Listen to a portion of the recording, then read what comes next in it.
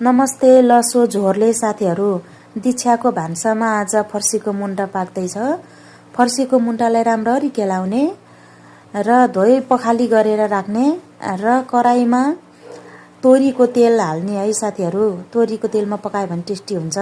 र तोरीको तेलमा जिरा अनि मेथी अनि खुर्सानी पनि एड गर्न सक्नुहुन्छ, तर हाम्रो चाहिँ बच्चाले खाने भएर एड गर्दिन है साथीहरू। र यसमा अदुवा लसुन पनि एड गर्ने र अलिकति टमाटर पनि हाल्दिनु है साथीहरू। त्यसैमा नुन, स्वाद अनुसारको नुन र बेसार पनि एड गर्दिनु है। र त्यो अलिकति लेतो भइसकेपछि मुन्टालाई हाल्दिनु साथीहरू। मुन्टालाई हालिसकेपछि मुन्टालाई राम्ररी चलाएर छोप्दिनु, सानो आगोमा छोप्दिनु है साथीहरू। र अब हाम्रो मुन्टा लगभग तयारी भइसक्यो। अब यो एकदम टेस्टी र मिठो स्वादिष्ट हुन्छ साथीहरू। यसरी नै बनाएर खानुहोस् है।